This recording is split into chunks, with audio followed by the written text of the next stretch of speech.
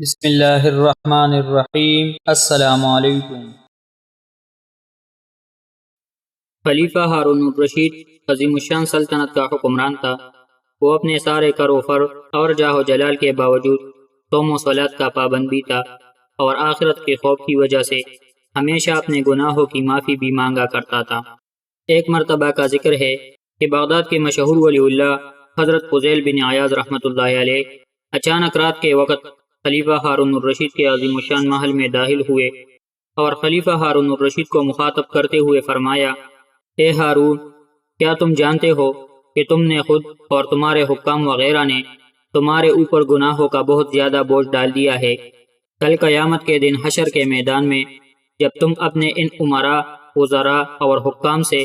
ان گناہوں کی ذمہ داری قبول کرنے کے لیے کہو گے جو ان سے تمہاری زیر سرپرستی شاہی ملازمت کے دوران سرزد ہوئے ہیں، تو وہ اپنے ہر فعل کی ذمہ داری تم پر عائد کریں گے اور کسی ایک گناہ کی ذمہ داری بھی قبول کرنے سے انکار کر دیں گے۔ اے ہارون، آج وہ لوگ جو تم سے سب سے زیادہ وفاداری اور محبت کے دعوے دار ہے، کل کو وہی تم سے سب سے زیادہ بیگانہ ہو کر دور بھاگیں گے۔ خلیفہ ہارون الرشید بڑی توجہ کے ساتھ حضرت فضیل بن عیاض رحمۃ اللہ علیہ کی باتیں سن رہا تھا۔ حضرت فضیل بن عیاض رحمۃ اللہ علیہ نے تھوڑا سا توقف کیا اور پھر ارشاد فرمایا: اے ہارون، سنو، خلیفہ عمر بن عبدالعزیز رحمۃ اللہ علیہ کو ایک مرتبہ اپنے ایک گورنر کے بارے میں فضول خرچی کی شکایت موصول ہوئی، تو حضرت عمر بن عبدالعزیز رحمۃ اللہ علیہ نے اپنے اس گورنر کو ایک خط لکھا جس میں تحریر تھا: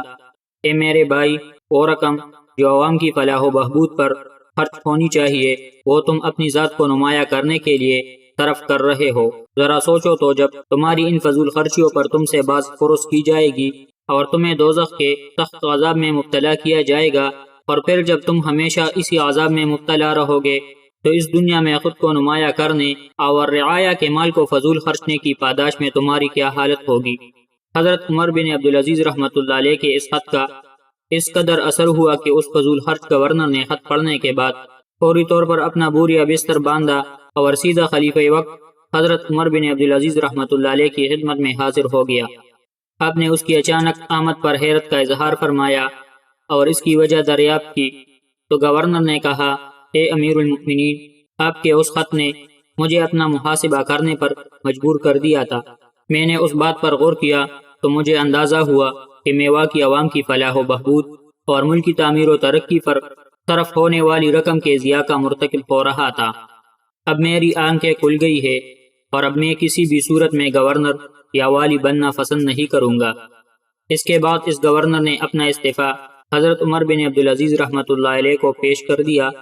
اور پھر ساری عمر ایک عبادت گزار بندے کی حیثیت سے بسر کر ڈالی۔ خلیفہ ہارون الرشید نے یہ سنا تو اس کی آنکھوں سے بے اختیار آنسو روا ہو گئے اور کہنے لگا: حضرت، کچھ مزید ارشاد فرمائیے۔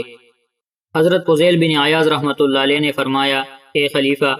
تمہارے جد امجد حضرت عباس رضی اللہ عنہ اپنے بھتیجے حضور نبی کریم صلی اللہ علیہ وآلہ وسلم کی خدمت میں حاضر ہوئے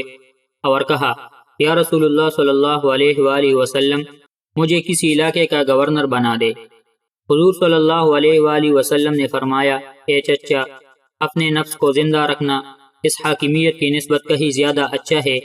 جس کا شمار کرنا تمہارے بس کی بات نہیں۔ حاکمیت قیامت کے دن حسرت و ندامت کا باعث بن جاتی ہے، اس لیے اگر حسرت و ندامت سے بچنا چاہتے ہو تو حاکم بننے کی خواہش نہ کرو۔ خلیفہ ہارون الرشید یہ سن کر ایک بار پھر رونے لگا اور بولا: مجھے کچھ اور نصیحت فرمائے۔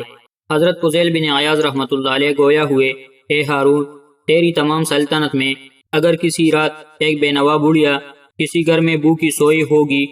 تو قیامت کے دن تیرا دامن پکڑے گی اور تجھ سے جھگڑا کرے گی۔ اس گران باری اور اپنی لاچاری پر نظر رکھ۔ اگر نجات چاہتا ہے تو رعایا کے ضعیف العمر مسلمانوں کو اپنا باپ، جوانوں کو اپنا بھائی اور چھوٹوں کو اپنا فرزند اور عورتوں کو ماں بہن سمجھ،